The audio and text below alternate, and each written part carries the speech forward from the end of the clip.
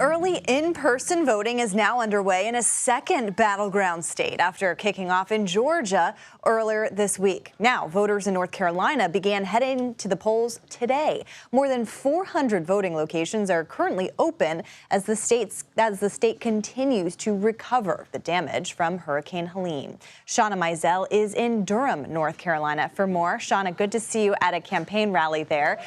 Talk to us a little bit about the significance of North Carolina in this election overall.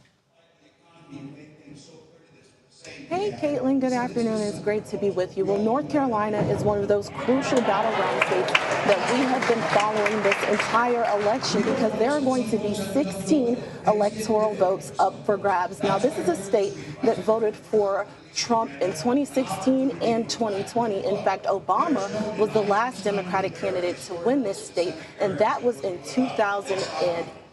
So it's certainly a state that we will be following and watching closely. And as you mentioned, early voting just got underway today. And Shawna, you have been covering the Tim Walz campaign. I know you've been following him all around the country, and that's where you are right now. He's in North Carolina for two rallies, including one with former President Bill Clinton. Can you tell us a little bit more about this event and what the campaign hopes the former president, Bill Clinton, brings to the ticket?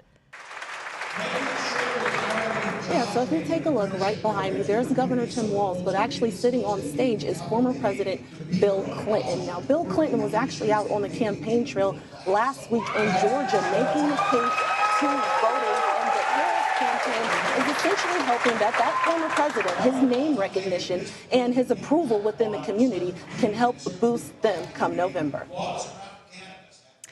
And Shawna, you are covering this campaign very closely. What do the next few stops look like? And we see Tim Walz on our screen there.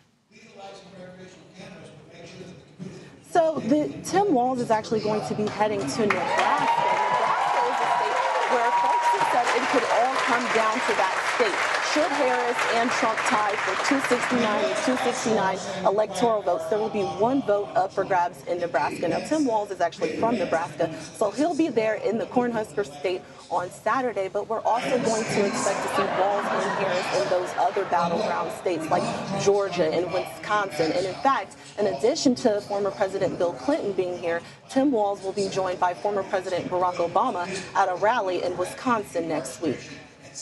All right, trying to get out that vote in the final stretch. Shawna Mizelle, thank you so much for your reporting.